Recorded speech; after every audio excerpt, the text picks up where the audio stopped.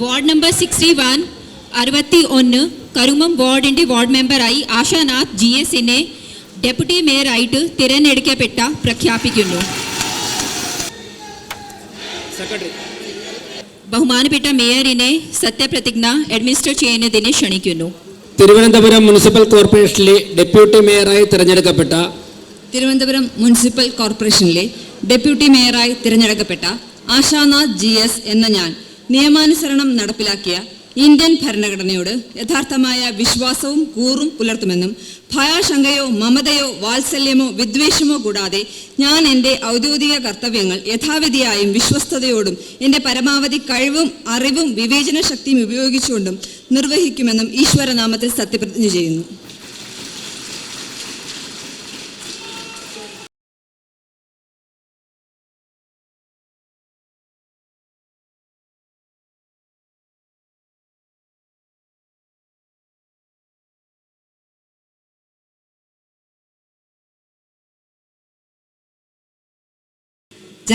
ജനാധിപത്യ പ്രക്രിയ വിജയകരമായി പൂർത്തീകരിച്ച് എന്നെ തിരുവനന്തപുരം നഗരസഭയിലെ ഡെപ്യൂട്ടി മേയറായി തിരഞ്ഞെടുത്ത എൻ്റെ പ്രിയ സഹ കൗൺസിലർമാർക്കും എൻ്റെ വിജയത്തിൽ രാപ്പകലില്ലാതെ കഷ്ടപ്പെട്ട എൻ്റെ സഹപ്രവർത്തകർക്കും എന്നെ ഈ ഉദ്യമം ഏൽപ്പിച്ച എൻ്റെ പാർട്ടി നേതൃത്വത്തോടും എന്നെ നവമാധ്യമങ്ങളിലൂടെ എന്നെ ഇത്രയും അധികം സപ്പോർട്ട് ചെയ്ത മാധ്യമ സുഹൃത്തുക്കളോടും ഒക്കെ തന്നെ ഒരുപാട് നന്ദി രേഖപ്പെടുത്തുകയാണ്. നേരത്തെ നമ്മുടെ മേയർ സൂചിപ്പിച്ച പോലെ തന്നെ 101 വാർഡുകളെയും ഒന്നായി കണ്ട് ഒരുപോലെ കണ്ട് എല്ലാ വാർഡുകളിലും ഒരുപോലെയുള്ള വികസനം യാഥാർത്ഥ്യമാക്കിക്കൊണ്ട് നിങ്ങളോടൊപ്പം നിങ്ങളിൽ ഒരാളായി ഞാൻ ഉണ്ടാകുമെന്ന് ഉറപ്പ് നൽകുന്നു. നമുക്ക് എല്ലാവർക്കും ഒറ്റക്കെട്ടായ ഒരേ മനസ്സോടുകൂടി വികസന അനന്തപുരിക്കായി ഒത്തുചേരാം എന്ന് മാത്രം സൂചിപ്പിക്കുന്നു.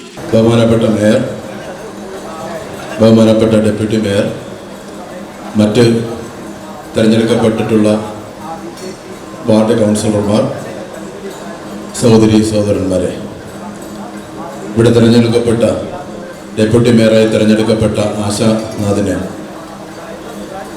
നല്ല പ്രവർത്തനം കാഴ്ചവെക്കാൻ വേണ്ടിയിട്ട് കഴിയട്ടെ എന്ന് ഞാൻ ആശംസിക്കുകയാണ്. മതനിരപേക്ഷയും അതുപോലെ തന്നെ നമ്മളെ ഭരണഘടനയും ഉയർത്തിപ്പിടിച്ചുകൊണ്ടുള്ള നമ്മുടെ നാട്ടിലെ പൊതുവായ വികസന പ്രവർത്തനങ്ങളും ക്ഷേമപ്രവർത്തനങ്ങളും ഏറ്റെടുക്കാൻ വേണ്ടിയിട്ടുള്ള പ്രവർത്തനങ്ങളിൽ ശരിയായ രൂപത്തിലുള്ള പ്രവർത്തനങ്ങൾക്ക് എല്ലാവിധ പിന്തുണയും LDFിൻ്റെ ഭാഗത്തു നിന്ന് ഉണ്ടാകുമെന്ന് മാത്രം ആശംസിച്ചുകൊണ്ട് ഒരിക്കൽ കൂടി എല്ലാവിധ ആശംസകളും നേരുകയാണ്. പ്രിയപ്പെട്ട മേയർ, ബഹുമാനപ്പെട്ട ഡെപ്യൂട്ടി മേയർ, കൗൺസിലേഴ്സ് അടക്കമുള്ള സുഹൃത്തുക്കളെ, അതുപോലെ തന്നെ ഇവിടെ ഡെപ്യൂട്ടി മേയറായി തിരഞ്ഞെടുക്കപ്പെട്ട ശ്രീമതി ആശാനാഥിനുള്ള എല്ലാ ഭാവുകങ്ങളും എൻ്റെ വ്യക്തിപരമായിട്ടുള്ള പേരിലും എൻ്റെ പ്രസ്ഥാനത്തിൻ്റെ പേരിലും മുന്നണിയുടെ പേരിലും നൽകുകയാണ്. ഈ ഒരു ചെറുപ്പത്തിൽ ഇത്രയും വലിയ ഒരു ഉത്തരവാദിത്വം കിട്ടുന്നത് ഒരു വലിയ ഭാഗ്യം തന്നെയാണ്. ആ ഉത്തരവാദിത്വം കിട്ടുമ്പോൾ ആ ഭാഗ്യം ജനങ്ങൾ നൽകിയതാണെന്ന് മനസ്സിലാക്കിക്കൊണ്ട് എല്ലാവരെയും ഉൾക്കൊണ്ടുകൊണ്ട് മുന്നോട്ട് പോകാൻ കഴിയട്ടെ എന്നുള്ള ആശംസകൾ നേരുന്നു.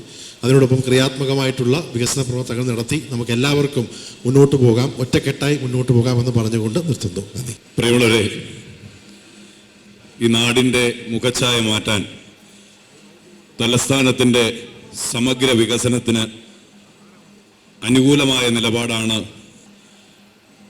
ഈ കോർപ്പറേഷൻ കൗൺസിലിൽ ഞാൻ സ്വീകരിച്ചത് എന്ന് ഉറച്ച ബോധ്യമുണ്ട്. കൂടുതലൊന്നും പറയാനില്ല. മേയറായി തിരഞ്ഞെടുക്കപ്പെട്ട ശ്രീ VV രാജേഷ് തലസ്ഥാന നഗരത്തിൽ അല്ലെങ്കിൽ തലസ്ഥാന ജില്ലയിൽ പതിറ്റാണ്ടുകളുടെ പ്രവർത്തന പാരമ്പര്യമുള്ള എൻ്റെ പ്രിയ സുഹൃത്തു കൂടിയാണ്. മേയറായി തിരഞ്ഞെടുക്കപ്പെട്ട ശ്രീ VV രാജേഷിനും ഡെപ്യൂട്ടി മേയറായി തിരഞ്ഞെടുക്കപ്പെട്ട പ്രിയ സഹോദരി ആശാനാഥിനും എല്ലാ ഭാവുകങ്ങളും നേരുന്നു. എൻ്റെ വർത്തമാനം നിർത്തുന്നു. ബഹുമാനപ്പെട്ട മേയർ, ഡെപ്യൂട്ടി മേയറായി വിജയിച്ച ശ്രീ ആശാനാഥ് മാഡം, ഇവിടെ കൂടിയിരിക്കുന്ന കൗൺസിലേഴ്സ് എല്ലാവർക്കും ആദ്യമേ തന്നെ അഭിവാദ്യങ്ങൾ. ഇന്ന് വിജയിച്ച് ഇന്ന് നമ്മളോടത് പറഞ്ഞതുപോലെ 101 വാർഡിൻ്റെയും വികസനമാണ് എന്ന് ലക്ഷ്യം വെച്ചുകൊണ്ടാണ് നമ്മുടെ മേയറും ഡെപ്യൂട്ടി മേയറും ഇന്ന് ചാർജ് എടുത്തിരിക്കുന്നത്. അതുപോലെ തന്നെ എല്ലാവരും ഏകോപിച്ചുകൊണ്ട് മുന്നോട്ട് കൊണ്ടുപോകാൻ തുടർന്നുള്ള വികസന പ്രവർത്തനങ്ങൾ എല്ലാവരും ഒരുമിക്കുമെന്നുള്ള വിശ്വാസത്തിലും അതിനോടൊപ്പം നിൽക്കുമെന്നുള്ള ആഗ്രഹവും ഉള്ളത് കൊണ്ട് എല്ലാവിധ ആശംസകളും നേർന്നുകൊണ്ട് നിർത്തുന്നു. നന്ദി, നമസ്കാരം. സ്ഥാപിക്കുന്നതിന് മുൻപ് മേയർ എന്ന പദവിയിലിരിക്കുമ്പോഴേക്കും നിങ്ങളെയും പൊതുസമൂഹത്തെയും അറിയിക്കുവാൻ ഏറ്റവും സന്തോഷത്തോടെ ഒരു കാര്യം കൂടിയുണ്ട്. ഇന്ന് ആശാനാഥും ഞാനും ഈ പദവികൾ സ്ഥാനമേൽക്കുമ്പോൾ കഴിഞ്ഞ തവണ 2020 തെരഞ്ഞെടുപ്പ് നടക്കുമ്പോഴേക്കും കോർപ്പറേഷനിലേക്ക് മത്സരിക്കണം എന്ന് എന്നോട് നിർദ്ദേശിച്ച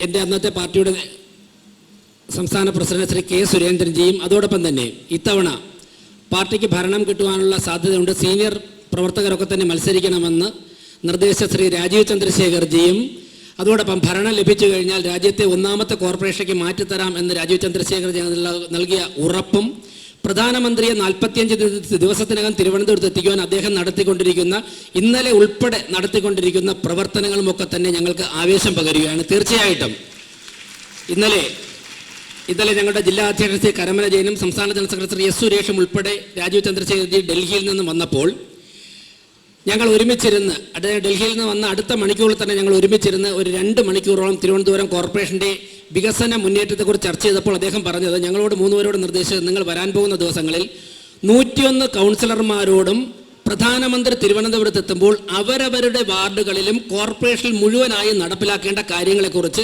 അവരിൽ നിന്നും നിർദ്ദേശം സ്വീകരിക്കണമെന്നുള്ള ഉപദേശം നൽകിയാണ് രാജീവ് ചന്ദ്രശേഖർജി ഞങ്ങളെ അയച്ചത്. അത് 10-ാം തീയതി അദ്ദേഹത്തിൻ്റെ കയ്യിൽ ലഭിച്ചാൽ അദ്ദേഹം 12-ാം തീയതി പ്രധാനമന്ത്രിയുടെ ഓഫീസുമായിട്ട് ചർച്ച ചെയ്യുമെന്നും ജനുവരി മാസത്തിൽ പ്രധാനമന്ത്രി തിരുവനന്തപുരത്ത് എത്തുമ്പോൾ അക്കാര്യങ്ങൾ കൂടി പരിഗണിച്ചുകൊണ്ടാണ് നമ്മുടെ കോർപ്പറേഷൻ മുന്നോട്ട് പോകേണ്ടത് എന്നുള്ള വളരെ വാല്യുബിൾ ആയിട്ടുള്ള നിർദ്ദേശം രാജീവ് ചന്ദ്രശേഖർജി ഇന്നലെ ഞങ്ങൾക്ക് നൽകി.